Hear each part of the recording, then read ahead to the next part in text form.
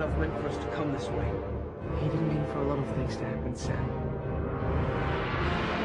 A new power is rising.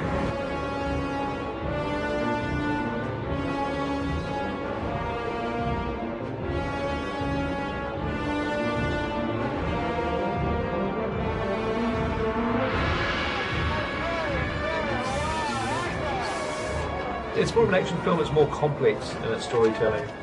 The quest has started in the first film, you know, the characters have set out on the journey and now have split into three different groups. So you have multiple storylines progressing where you're intercutting between the multiple storylines.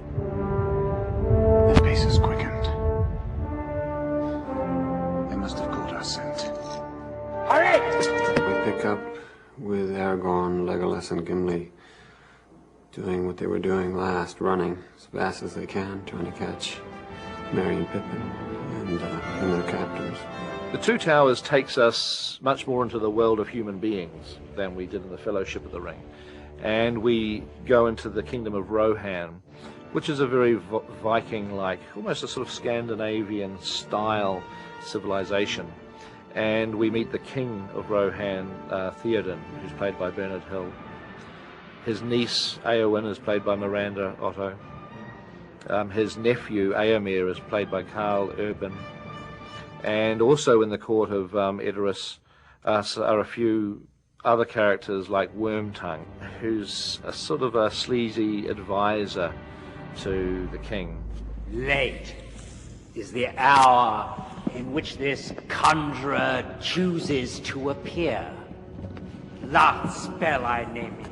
Ill news is an ill guest. And the connection between these two characters is a kind of a theme that is repeated throughout Shakespeare. I mean, like Othello and Iago. There's a kind of King Lear aspect to the character where he's dealing with decay and deterioration and abandonment, if you like, and a sense of massive self-doubt and anger and revenge. And then I go into kind of Henry V, really, in a way, leading the charge. The focus of this movie, the focal point, is obviously the men of Rohan being threatened with 10,000 strong army of orcs. 10,000? It is an army bred for a single purpose. To destroy the world of men. Sauron's forces have begun their attack. He is using Saruman to destroy your people. They were unarmed. They had no warning. I tried to feel the frustration that Eomer was feeling by his inability to do nothing about it, because the king is in a catatonic state and is not doing anything about it. You know, Eomer doesn't want to go against the king, but ultimately has to. He's forced to act. I think it's a film about war. I don't think it's a pro-war film, because the cost of war is very much in Tolkien's mind as he wrote the books. And you know, he was a soldier in the First World War, and he saw most of his school friends die in the Somme. This is but a taste of the terror that Saruman will unleash. You must fight. I will not risk open war.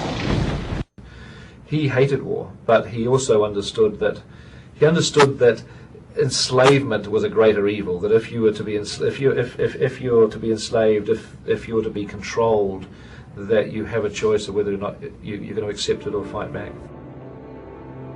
Fires of Isengard will spread, and the woods of Tuckborough and Buckland will burn,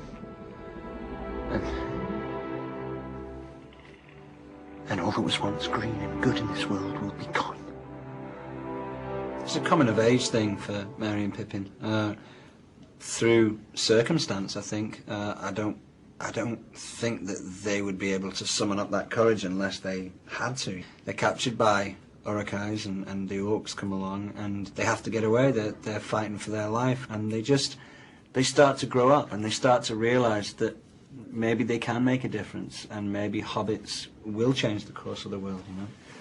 I think Tolkien took away all the things that he doesn't like about humanity, you know, the cynicism, the kind of playing games that that Pippin has no time for. I really was drawn to these ideas of the idea of loyalty and commitment and faith. That's just where I anchored the character. Just no matter what happens, just look to Frodo, look to Elijah Wood, and just be there in service and deference to him. And it was comfortable for me to play that. And I think it's appealing to actually see a character give themselves so totally to another. Nothing ever dampens your spirits, does it, Sam? Part 2, we're now into the chase, into the action. And that's very dramatic and very dark and very savage. And the only way you can have a rhythm of tension is if you have release as part of that tension. And it really became evident that the best person to provide some of that relief would be Gimli.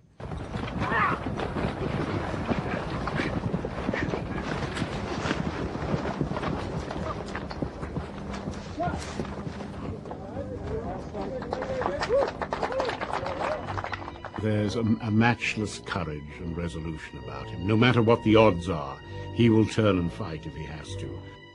When I was a little boy, I read so much, and I wanted to be some of these characters. My concepts of virtue, integrity, courage come from the books and the characters that I've loved. One of the great responsibilities of being in our business is that we are responsible for the dreams of the young. And we must give them wonderful and rich and complex and yet defined and glorious images.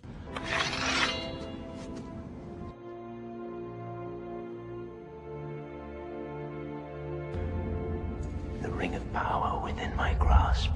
The ring, I think, really embodies evil in the veil of power, in the veil of you can take this thing and do good with it when in reality you can't.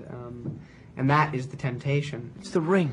Frodo! It's taking hold of you. There's like trance periods, where he kind of becomes completely obsessed and goes into this trance of the ring. And then those kind of intensify over a period of time as the ring starts to take more of a hold. And that was an interesting element to deal with as an actor, to kind of figure out how to build on those particular trances and those kind of possession moments. The ring is pure evil, but it's also addictive, and whoever has the ring obsesses over it. Frodo realizes that it was the ring that destroyed Gollum, that Gollum was once a hobbit, and because of his obsession for the ring, he turns into this wretched creature. I chose to play him kind of as an addict, really. It's not so much, I wouldn't describe him as someone who's kind of clinically schizophrenic, but I think it's like he has suppressed one part of his personality. Gollum, the vicious side, squashed Smeagol, who was him before he was corrupted by the ring. And Frodo obviously sees a chink of light in the personality and nurtures that. And because of his understanding, growing understanding of what the ring's doing to him, he sees that addiction and where Gollum is kind of where he's going. So he brings Smeagol out. He wants to save him. Just tie him up and leave him. No! You know the way to Mordor. Basically, we shot every single scene with me playing the role on set, conventionally, like any other film. We always shot 2 versions, one with me in and one with me out, which gave the animators two directions to move in. They either painted over my exact movements, or we used motion capture, which is basically wearing a suit with dots all over it, linked through computers via cameras to a computer-generated image on a screen. And so if I move in real time, you can see the computer-generated image of Gollum move at the same time. So I was able to, in fact, be a virtual puppeteer. With all the visual effects that we have, we're still trying to give that a very gritty kind of real feel, so that the effects are used to provide the sort of epic scope of the story. Action! We made a decision a long time ago, probably like 3 or 4 years ago now, that we were going to treat them as historical. And Tolkien actually wrote the story as a mythic prehistory of our own Earth. He said it took place on Earth 6,000 or 7,000 years ago, at a time when the records had got lost and we've forgotten about what actually happened back then. And so we have treated the approach to the films very much in that way. I think, as with any middle chapter, the quest has started in the first film. The characters have set out on the journey, and it's the role of the middle episode to increase the complication. To now the forces of darkness are aware of what they're doing. They're moving in on them. The vice is kind of tightening. The stakes are going up, which is all setting it up for the grand finale, for the Return of the King next year.